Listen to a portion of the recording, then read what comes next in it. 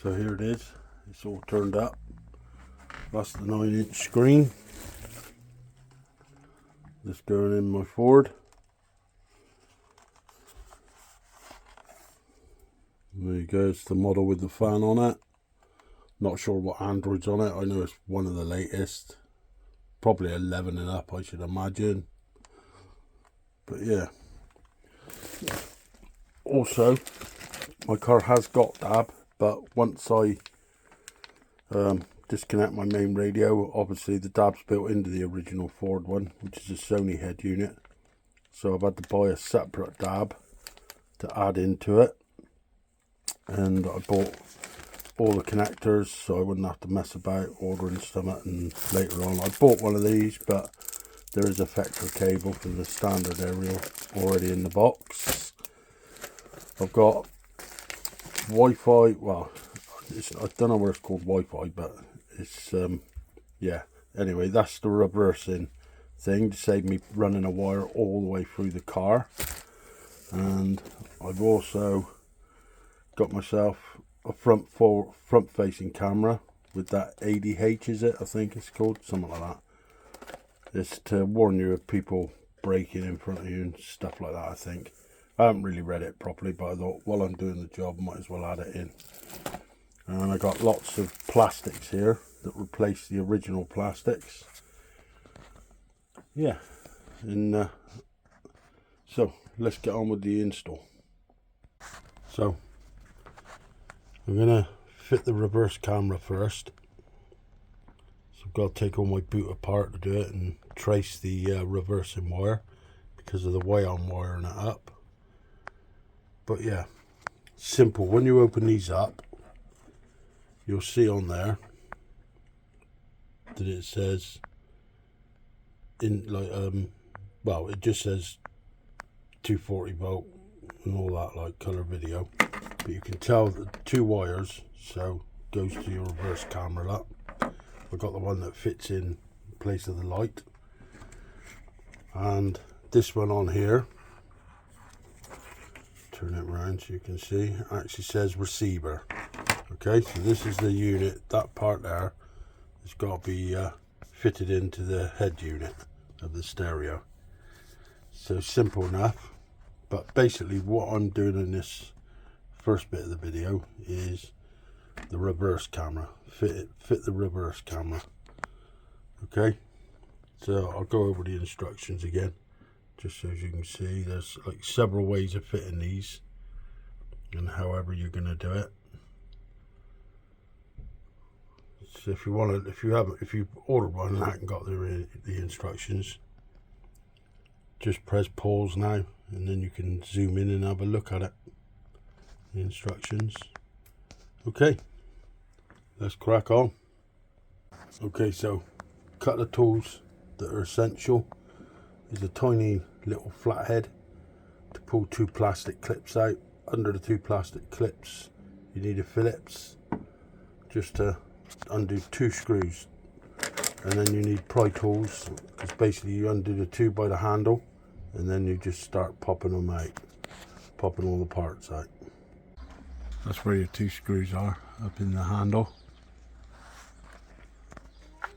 And then you pry off this panel first, then that one, then that one, and then this will just all pull out. Simple as that. Okay, what I had to do is take out 4 bolts from underneath here, and as you can see the camera's fitted in now, and I had to wire it up inside to do the connector, which is all done now. So I'm going to bolt all this bit back in now. I'm going to take these up so no water can get into these here. The lights are working. I've had to replace this one with an LED because it always total wrong colours, but I will get a better, brighter one to even it up. But I'll just use what I've got to hand at the minute. Anyway, let's put this bit back in and get on with the other connection. So, reverse camera's all fitted in. I've put it all back in now. I forgot to record the bit, but basically I've done my wiring in here, in behind this light, there's just one thing you screw out, and I put an earth in behind there, and I went to the green wire at the top. So if you pull that out, the top wire is the reverse one, and I just connected straight into that, checked it all worked, and put it all back together. But yeah, so that's the reverse camera, fully fitted, ready. So here we go then. Gonna fit the radio in today. Anyway, basically you take off the top cover with these, with the plastic tools, so you don't damage any of this, because this is staying.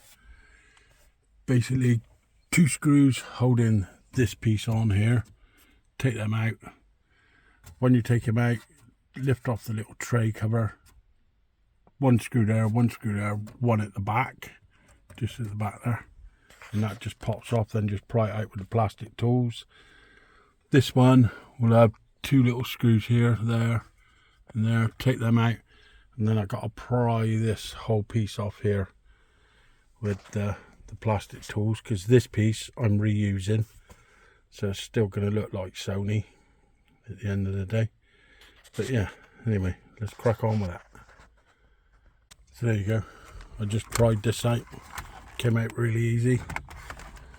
I'm going to disconnect that wire there, because that way it gives me just more room to do all my wiring. I basically got to take him out, and I've got to drill a hole here to allow the wiring to come up through there. And yeah, that'd be cool. Anyway, let's crack on. Well, it's in. I should have took more video of it, really, me installing it, because just behind here I had to cut a couple of bits away, but it's all in there nice and solid. I just got to put the back panel on now, but I'm not sure if I've got to remove that speaker. But yeah, that's what it's like. It's pretty good. It's a lot better than what was in here, just that boring old DAB radio. But yeah, very happy with it at the minute. Anyway, let's crack on with it. So there you go, it's in. Stereo's good. Stereo is quite good, but look at the gaps, all the plastics. Not happy about that.